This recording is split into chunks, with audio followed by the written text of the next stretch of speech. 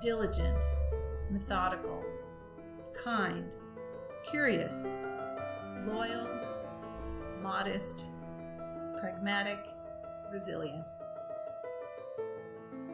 These are just a few of the adjectives that describe you, Dad. They are characteristics you have exhibited from your earliest days to your 90th year. Traits that have enabled you to enjoy the love of family, earn the respect of friends, succeed in business, and reach this milestone occasion.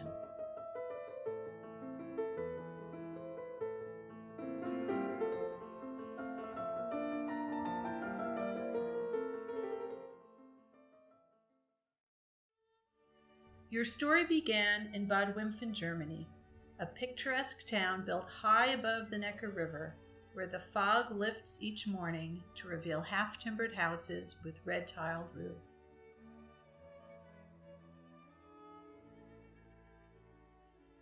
Your parents, Selma and Ludwig, settled in Bad Wimpfen to expand the family cattle dealing business that your father ran with his father Yitzchak and his younger brother Siegfried.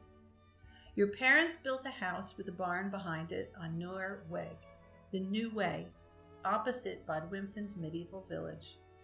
Your older sister Ruth was born in 1924.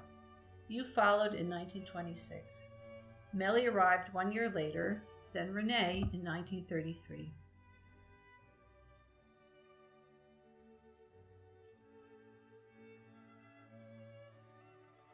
Your childhood was carefree. You meandered along the narrow streets of Bad Wimpfen and climbed the steep steps of its blue and red towers. You played soccer with friends. You attended the town elementary school, where you showed an aptitude for math. You visited your Oma and Opa, Sarah and Yitzchak, and your uncle Siggy in neighboring Bad Rappenau, where the Adlers had lived for generations.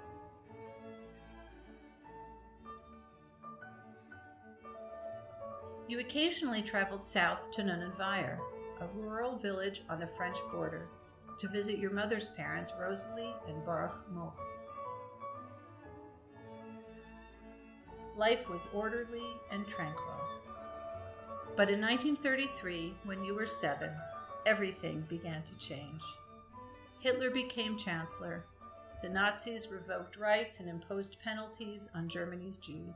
In 1935, they stripped your family of its citizenship. Your non-Jewish schoolmates attacked and intimidated you. In November 1938, you witnessed Kristallnacht. Your father, along with tens of thousands of Jewish men, was arrested and sent to a concentration camp. The next day, you, your mother, and sisters fled to the larger city of Stuttgart, where your mother's brother Saul lived and where you could have greater anonymity. When your father was released, your parents made the difficult decision to divide the family. Ruth had already left for America. Renee, too young to travel alone, would remain with your parents. You and Melly would be put in the care of a heroic Dutch woman, Gertrude Weissmiller, who had confronted Adolf Eichmann, demanded exit permits for Jewish children, and organized the first Kindertransport. In January 1939, you and Melly, aged 12 and 11, said goodbye to your parents and boarded a train for the Netherlands. You arrived in coastal Bergen on Zee, where you spent 2 months in an orphanage. Despite the traumatic separation from your parents, you managed. You befriended other children and played soccer.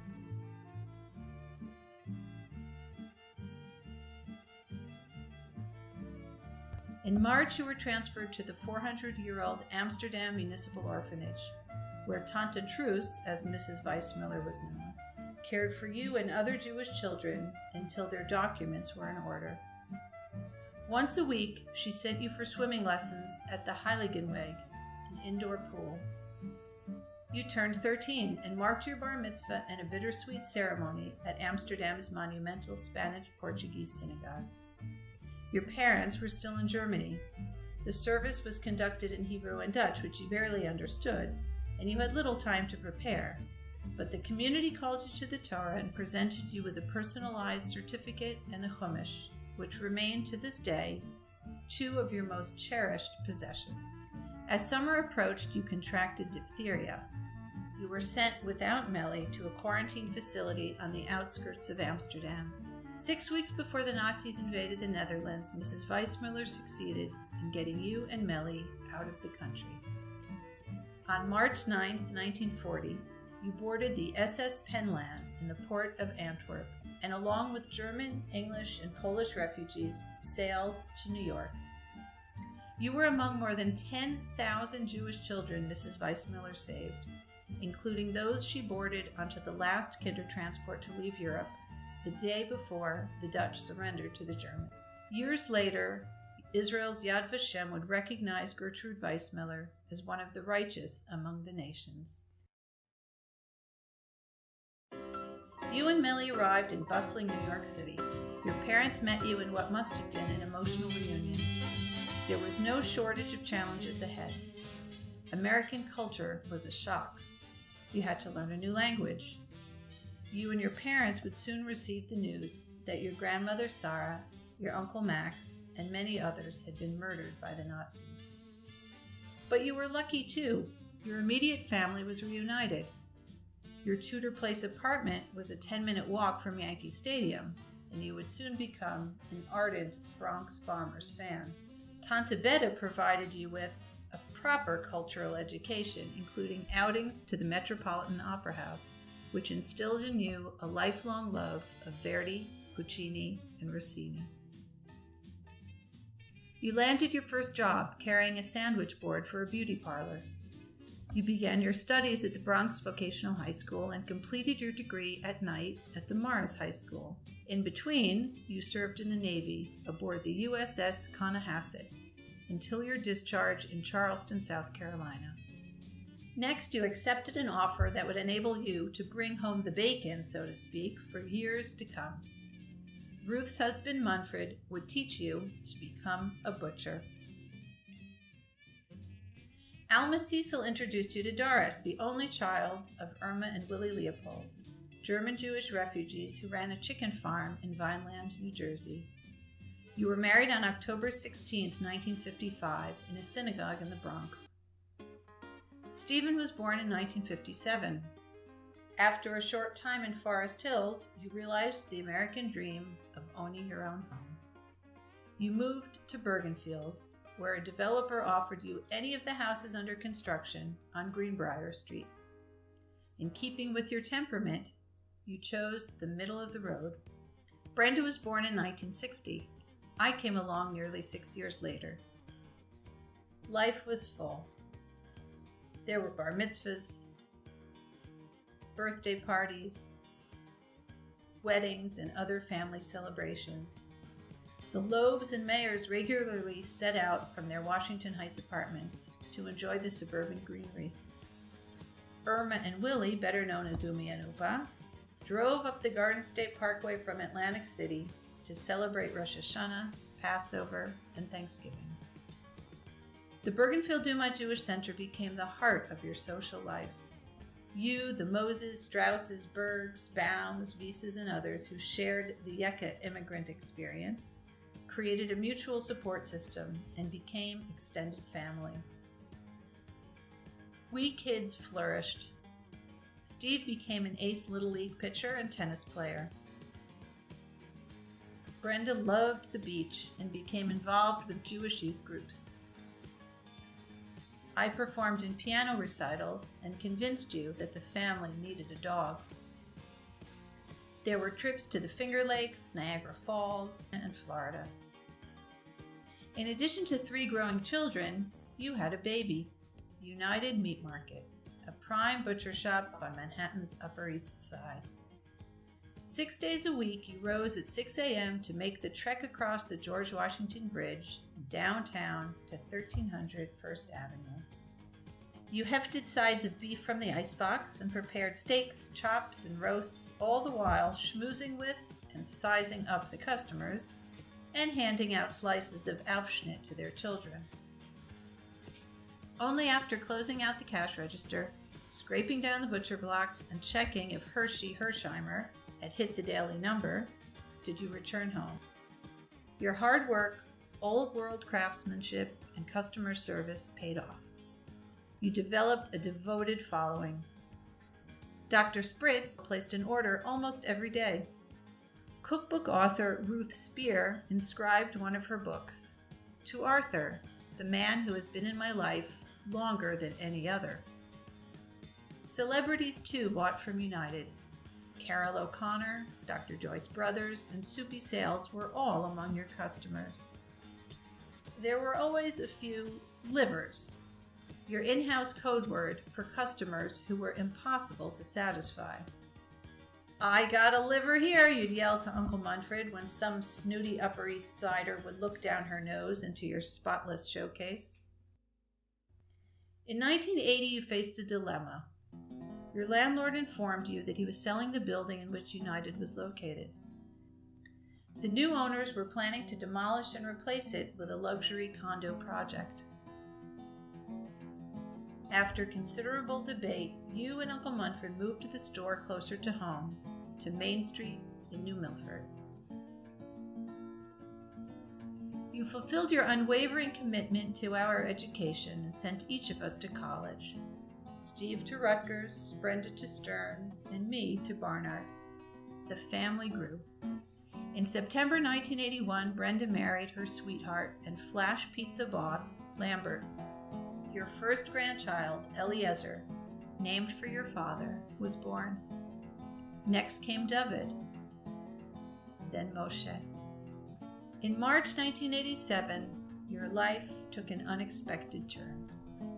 Mom, your partner of 32 years, died tragically at the age of 51. The family, friends, everyone who knew her was devastated. Unsure how you would continue, you continued anyway, by relying, as always, on your disciplined approach to work and life. Again, the family grew. Steve met Adrian, a graphic designer. They married in 1989. Alan, a journalist, and I wed in 1992. And you met the elegant and fun-loving Ilsa. The two of you tied the knot and spent great times together. Ilsa's children, Steve and Judy, and their children became part of your life. There were cruises in the Caribbean and Alaska, trips to Israel, and winters in Florida. More grandchildren appeared on the scene. Alex, Ezra, Darcy, Brooke, and Mayan. In 2005, you and Ilsa traded in one Greenbrier address for another and embarked on a new stage of life in Monroe Township. You developed an active social life that included card games, trips, and dinners with friends, old and new. You sold United Meat Market but continued to work part-time for the new owner. You maintained such a strong presence in the store that many customers never knew it was no longer yours. The store was a symbol of the Adler and Loeb family's achievements in their adopted homeland and the engine of their upward mobility. You and Uncle Munfred had nurtured the aptly named United Meat Market through good times and bad over 30 years. When Uncle Munfred, your business partner, stock advisor, and closest confidant, passed away in 2007, you knew your relationship with United would never be the same. Directly from his funeral, you drove to the store and handed over the key. But there was still much to celebrate. Grandchildren's bar and bat mitzvahs, graduations, and more. You had the privilege of attending the weddings of two grandchildren, David to Ariella and Moshe to Eliza. You had the rare thrill of seeing great-grandchildren born, 4 so far, Amira and Gali, Caleb and Gabrielle. Sadly, in 2014, Ilsa became ill. You spent the next 2 years caring for her with exemplary devotion. Her passing in August brought an end to a beautiful marriage of 23 years. Steve, Brenda, and I worried about your ability to manage, but as always, your resilience is carrying you through. You shop and cook, tinker and clean. You attend lectures and films, read books, sometimes in a single sitting, and keep your eye on the Yankees and the stock market. You remain as sharp as ever. You still remember Dr. Spritz's home address. You can sing any opera aria or Beethoven symphony theme on demand. You never, ever forget a birthday or anniversary. At 90 years young, you can look back with satisfaction at a life full of accomplishment and rich in experiences. You have experienced love, sustained friendships, raised children, built a business, and enjoyed simple pleasures, all with your dignity, humility, and sense of wonder intact. You have thrived despite adversity and losses, amused by the luck, and grateful for the abundance. Diligent, methodical, kind, curious, loyal, modest, pragmatic, resilient. We return to these salient characteristics, but this time with thanks for all they have meant for us, your children. We thank you for the life lessons and values you imparted and continue to impart to us. We wish you good health and many, many more fulfilling years, surrounded, like you are today, by the family and friends who love you. Happy birthday!